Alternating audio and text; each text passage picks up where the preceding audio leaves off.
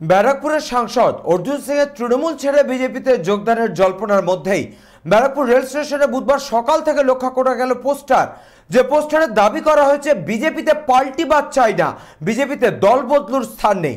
Poster নিয়ে সংবাদ মাধ্যমের মুখোমুখি হয়ে বিজেপির ব্যারাকপুর সাংগঠনিক জেলার সভাপতি মনোজ বন্দ্যোপাধ্যায় জানান, এটা বিজেপির কোনো কর্মীর কাজ নয়। অপরদিকে গোটা বিষয়টিকে কটাক্ষ করে দমদম ব্যারাকপুর সাংগঠনিক জেলার যুব তৃণমূল কংগ্রেসের সাধারণ সম্পাদক অমল মিত্র ঠিক কি বললেন শোনাবো আপনাদের।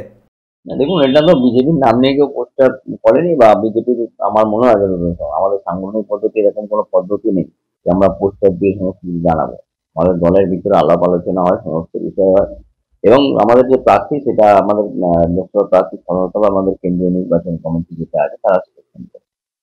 এই বিষয়ে আমাদের কোনো নেই। এই বিষয়টা কেউ ছেলেখেলা করেছে, ইয়ার্কি মেরেছে, এরকমই বিষয় আছে বা তৃণমূলের কেউ পোস্টার মেরে থাকতে পারে, এই বিষয়টা হচ্ছে। কিন্তু বিজেপি সাংগঠনিক পক্ষ থেকে দায়িত্ব নিয়ে বলতে পারি এরকম কোনো বিজেপির কোনো কার্যকর্তা এই ঘটনা ঘটা। দেখুন, এটা সম্পূর্ণ বিজেপির ব্যাপার।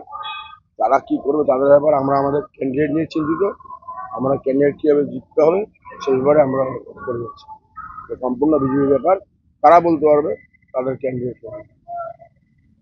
এই ধরনের পোস্টার ব্যারাকপুরে রাজনৈতিক কোনো ইঙ্গিত